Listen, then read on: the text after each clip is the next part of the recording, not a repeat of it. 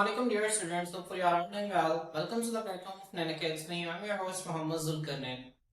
तो स्टूडेंट्स आज के इस वीडियो के अंदर हम 9th क्लास बायोलॉजी जो हमारी न्यू बुक है इसका नेक्स्ट टॉपिक स्टार्ट करेंगे जिसका टाइटल है गोल्जी अपरेटस।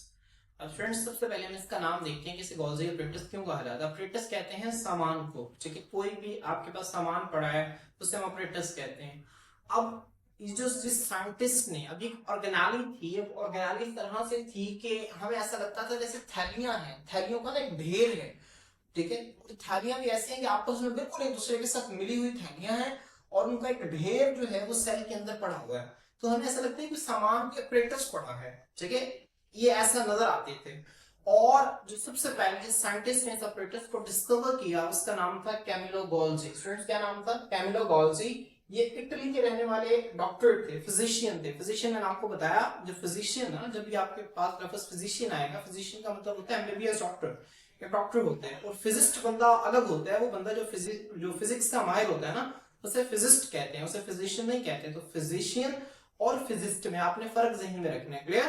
तो फ्रेंड्स ये इटली का डॉक्टर था जिनका नाम था कैमिलो गोल्जी। इसने सबसे पहले इस ऑर्गेनाली को डिस्कवर किया था। इसी वजह से इसके नाम की बुनियाद पर गोल्जी अपरेटस इसे नाम दिया गया। तो आपने इसे ज़हन में रखना है कि इसे गोल्जी अपरेटस क्यों कहा जाता है, क्योंकि ये थैलियों एक स्ट्रक्चर था, थैलियों का एक ढेर था जो कि सेल के अंदर पड़ा हुआ था। और इस अपरेटस को सबसे पहले कैमिलो गोल्जी ने डिस्कवर किया, इसी वजह से इसे गोल्जी अपरेटस कहा जाता है। हमारे पास इसकी डिस्कवरी कब हुई थी? 1898 के अंदर एक इटली के फिजिशियन थे, डॉक्टर थे जिनका नाम था कैमिलो गोल्जी। डिस्कवर किया सेट ढेर को फ्लैट कहते हैं, इस तरह बिल्कुल फ्लैट, हमवार को कहते हैं, ठीक है। फ्लैट किसे कहते हैं? हमवार को कहते हैं। फ्लैट एंड सेक्स से यहाँ पर क्या मुराद है? सेक्स कहते हैं सिर्फ थैलियों को। सेक्स किसे कहते हैं? थैलियों को कहते हैं। तो फ्लैट एंड सेक्स से क्या मुराद है? बिल्कुल हमवार थैलियां, बिल्कुल एक दूसरे के ऊपर हमवार थैलियां। स्टूडेंट्स आप इस तरह से समझ लें, इसे ना उर्दू में चिपटी हुई थैलियां भी कहते हैं। क्या कहते हैं? चिपटी हुई थैलियां। मतलब जब दो थैलियां ना बिल्कुल फ्लैट है तो एक दूसरे के साथ आपस में स्टिक होंगी, चिपटी हुई होंगी।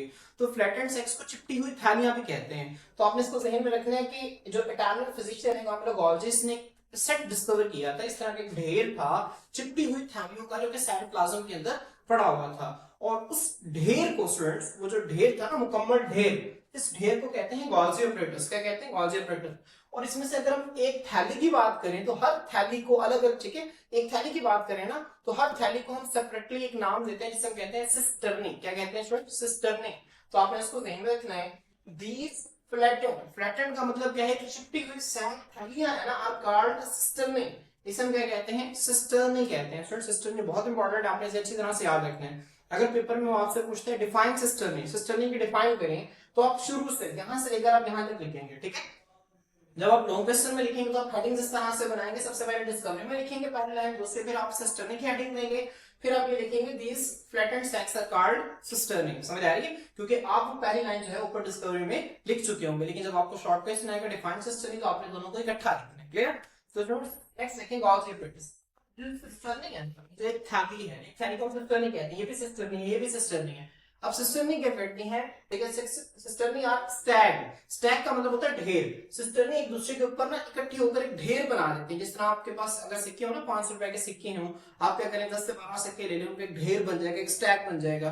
तो एक वो ढेर होगा ना, एक जो ढेर में एक सिक्का, आप उसे समझ लें वो सिस्टर्नी है, और उस पूरे ढेर को हम गोल्जी अपरेटस कहते हैं। तो स्टूडेंट सिस्टर्नी स्टैक, सिस्टर्नी एक दूसरे के ऊपर ढेर लगाते हैं, ओवर ईच अदर, एक दूसरे के ऊपर क्या लगाते हैं, ठीक है, ढेर नुमा स्ट्रक्चर के अंदर इकट्ठे हो जाते हैं एंड मेक अ स्ट्रक्चर, और एक स्ट्रक्चर बनाते हैं जिसे हम गोल्जी अपरेटस कहते हैं। तो स्टूडेंट्स होपफुली आपको समझ आ गया गोल्जी अपरेटस है क्या। गोल्जी अपरेटस हकीकत में कुछ नहीं है, सिर्फ एक चिपटी हुई थैलियां हैं जिन्हें हम फ्लैटेंड सेक्स कहते हैं, ठीक है। चिपटी हुई थैलियों का इंग्लिश में क्या लफ्ज इस्तेमाल किया हुआ है? फ्लैटेंड सैक्स, ठीक है। फ्लैटेंड सैक्स हैं जो कि स्टैक हुई हैं एक दूसरे के ऊपर, और इसको हम, ठीक है, इस पूरे ढेर को हम क्या कह रहे हैं? गोल्जी अपरेटस कह रहे हैं। और इसमें से एक जो थैली है ना, उसको हम किसका नाम दे रहे हैं? एक सेक को हम सिस्टर्नी का नाम दे रहे हैं। तो स्टूडेंट्स होपफुली आपको यहाँ तक चीजें समझ में आ गई होंगी। तो स्टूडेंट्स आगे देखें इसकी प्रेजेंस क्या है, ठीक है। इसकी प्रेजेंस क्या, आपने हेडिंग देख लो, आपने क्या लिखना है? It is found in both animal and plant cells. ये एनिमल और प्लांट सेल्स दोनों में पाई जाती है। स्टूडेंट्स हम कमिंग लेक्चर्स के अंदर एनिमल और प्लांट सेल का कंपैरिजन भी करेंगे, ठीक है। हम इनका कंपैरिजन करेंगे, हम देखेंगे कुछ खास ऑर्गेनाइज ऐसे हैं जो कि सिर्फ एनिमल में पाई जाती हैं, और कुछ खास ऑर्गेनाइज ऐसी हैं जो प्लांट्स में पाई जाती हैं। लेकिन जो गॉल्जी ऑपरेटर्स ये एनिमल्स में पाया जाता है, प्लांट्स में भी पाया जाता है। स्टूडेंट्स आपने ये भी ध्यान में रखना है कि सिर्फ और सिर्फ यूकैरियोटिक सेल के अंदर मौजूद होगा। किसके अंदर मौजूद होगा? Eukaryotic cell. ये प्रोकैरियोटिक सेल के अंदर मौजूद नहीं होगा, क्योंकि ये भी मेम्ब्रेन बाउंडेड ऑर्गेनेली है, मेम्ब्रेन से लिपटी हुई एक ऑर्गेनेली है। इसी वजह से ये सिर्फ और सिर्फ यूकैरियोटिक सेल के अंदर पाया जाएगा। तो फ्रेंड्स आपने यहाँ तक हेडिंग बनाने के बाद अगली हेडिंग आप बनाएंगे गॉल्जी वेसिकल्स की। किसकी बनाएंगे friends? Golgi vesicles. Friends vesicles भी हम थैलियों को कहते हैं, ठीक है। गॉल्जी वेसिकल बनती कैसे है? अब यहाँ पे स्टूडेंट्स अगर आप इसकी तरकीब देखें ना, जो राइबोसोम्स हैं, राइबोसोम्स से क्या बनते हैं? राइबोसोम्स बनाते हैं स्टूडेंट्स प्रोटीन। किसको बनाते हैं फ्रेंड्स? राइबोसोम्स प्रोटीन्स बनाते हैं। वो प्रोटीन्स कहां पर बनाते हैं? रफ एंडोप्लाज्मिक रेटिकुलम के ऊपर। स्टूडेंट्स कहां पे बनाते हैं? रफ एंडोप्लाज्मिक रेटिकुलम के ऊपर। फिर रफ एंडोप्लाज्मिक रेटिकुलम से आगे प्रोटीन्स कहां पे जाती हैं? Smooth endoplasmic reticulum. स्टूडेंट्स कहां पे जाती हैं? स्मूथ एंडोप्लाज्मिक रेटिकुलम के पास जाती हैं। स्मूथ एंडोप्लाज्मिक रेटिकुलम क्या करता है? उन्हें थैली के अंदर बंद कर देता है, और वहां से वो जो प्रोटीन्स है ना, अलग होकर एक जिस चीज के पास आती हैं उसका नाम है गॉल्जी ऑपरेटर्स। क्या नाम है? Golgi operators. यहाँ पे देखें, ये राइबोसोम्स है। राइबोसोम्स यहाँ पर एंडोप्लाज्मिक रेटिकुलम के ऊपर प्रोटीन्स बनाते हैं। प्रोटीन्स बना के आगे कहां पे भेज देते हैं? स्मूथ एंडोप्लाज्मिक रेटिकुलम को। और स्मूथ एंडोप्लाज्मिक रेटिकुलम से ये थैली अलग होकर यहाँ पे आ गई है। समझ आ रही है? अब फ्रेंड्स इसके अंदर प्रोटीन्स मौजूद हैं। अब ये थैली क्या होगी? ये थैली इसके साथ फ्यूज कर जाएगी, यहाँ पे मिल जाएगी। अब इस थैली के अंदर वो जो प्रोटीन्स है ना, गॉल्जी ऑपरेटर्स क्या करेगा? उस प्रोटीन को मॉडिफाई करेगा। मॉडिफाई का मतलब है तब्दील करेगा। जिस तरह हमने पहले पढ़ा ना, अगर प्रोटीन्स के अंदर ग्लूकोज को हम ऐड कर दें तो क्या बन जाएगा? ग्लाइकोप्रोटीन्स बन जाएगा। समझ आ रही है स्टूडेंट्स? प्रोटीन्स के अंदर अगर लिपिड्स को ऐड कर देंगे तो लिपोप्रोटीन्स बन जाएंगे। इसी तरह वो जो प्रोटीन्स है ना, उसको आप ये समझने तब्दील किया जाता है, उसको बेहतर शक्ल में बनाया जाता है, ताकि वो आगे जाके कोई काम परफॉर्म कर सके, कोई फंक्शन परफॉर्म कर सके। तो ये जो मॉडिफिकेशन का काम है ना, ये गॉल्जी ऑपरेटर्स करते हैं। तो देखिए फ्रेंड्स, मॉडिफाई गॉल्जी ऑपरेटर्स क्या करता है? मॉडिफाई का मतलब तब्दील करते हैं। किसको तब्दील करता है? प्रोटीन्स को, coming from rough endoplasmic reticulum. और फ्रेंड्स देखें, असल में वो जो प्रोटीन्स है वो कहां पर बन रही हैं? वो बन रही है रफ एंडोप्लाज्मिक रेटिकुलम के ऊपर।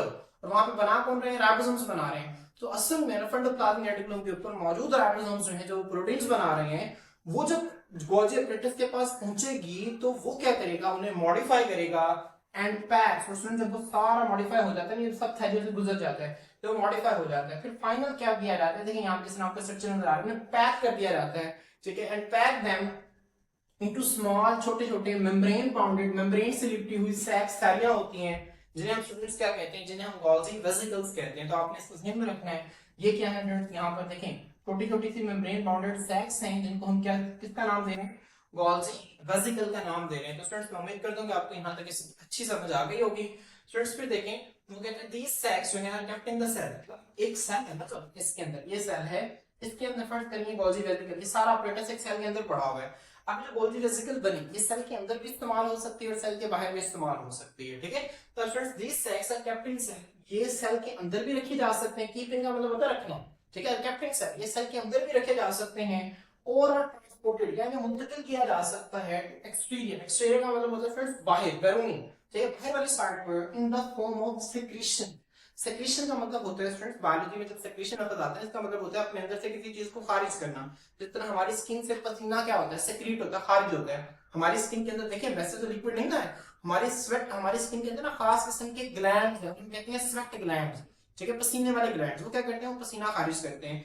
अब किसी चीज का बाहर निकलना, ठीक है, हमारी बॉडी से किसी लिक्विड चीज का, किसी भी सब्सटेंस का बाहर निकलने से हम सेक्रीशन कहते हैं। तो यहां से अगर सेल से चीज बाहर निकल रही है, ठीक है, गॉल्जी वेसिकल की शक्ल में, तो वो क्या कहलाएगी? वो भी सेक्रीशन कहलाएगी। तो स्टूडेंट्स यहाँ पे यही लिखा हुआ है कि जो गॉल्जी ऑपरेटर्स है, जो उससे गॉल्जी वेसिकल्स बनती हैं, तो उन्हें सेल के अंदर रख लिया जाता है या उन्हें सेल से बाहर मुंतकिल कर दिया जाता है सेक्रीशंस की शक्ल में। तो स्टूडेंट्स मैं उम्मीद करता हूँ कि आप लोगों को इसकी अच्छी समझ आ गई होगी।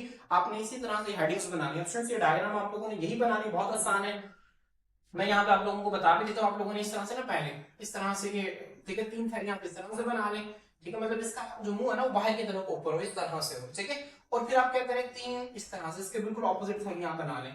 फ्रेंड्स जब आपकी थैलियां बन जाएंगी तो एक थैली को आप जो है वो यहाँ पे इस तरह से बना दें। यहाँ पे एक थैली फ्यूज कर रही है और यहाँ पे एक थैली जो है वो यहाँ पे बाहर निकल रही है, ठीक है, इस तरह से। तो फ्रेंड्स यहाँ पे आपकी सिंपल गॉल्जी ऑपरेटर्स बन जाएगा। फिर इसको लेबल करते हैं। एक जो है ये सिस्टर्नी है और इसका जो पूरा स्टैक है ये क्या कहलाएगा? गॉल्जी ऑपरेटर्स कहलाएगा। तो फ्रेंड्स होपफुली आपको इसकी अच्छी समझ आ गई होगी।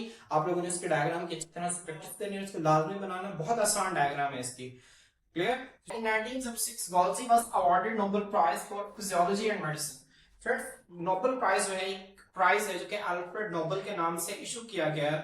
अब ये जो नोबेल प्राइज है हर साल दुनिया उन लोगों को दिया जाता है जो कि खास काम करते हैं। अब इसकी डिफरेंट फील्ड्स हैं, केमिस्ट्री है, फिजिक्स है, एक फील्ड इसकी है फिजियोलॉजी और मेडिसिन। ये मेडिसिन के शोबे में जो डॉक्टर्स अच्छा काम करते हैं हर साल उनको नोबेल प्राइज दिया जाता है। इस तरह पीस, अमन के लिहाज से एक अमन पीस है जिसमें लोगों को नोबेल प्राइज दिया जाता है। इस तरह इकोनॉमिक साइंसेस एक फील्ड है जहाँ पे लोगों को नोबेल प्राइज दिया जाता है। तो स्टूडेंट्स ये 5 to 6 फील्ड्स हैं जिनमें से ये पूरी दुनिया में लोगों को सिलेक्ट किया जाता है जिन फील्ड में सबसे बेहतरीन काम करते हैं, और हर साल उनको सिलेक्ट करके ना उनको एक नोबेल प्राइज दिया जाता है जिसमें आमतौर पर एक मेडल होता है, एक सर्टिफिकेट होता है और एक कैश प्राइज होता है $1 मिलियन, $10 लाख का एक कैश प्राइज होता है जो करंटली नोबेल प्राइज में चल रहा है। तो तब 1906 के अंदर जो गॉल्जी था उसको फिजियोलॉजी और मेडिसिन, अब ये नोबेल प्राइज की मैंने आपको बताया ना 6 कैटेगरीज हैं, फिजिक्स है, केमिस्ट्री है, फिजियोलॉजी एंड मेडिसिन है, उसके बाद पीस है, उसके बाद इकोनॉमिक साइंसेज है।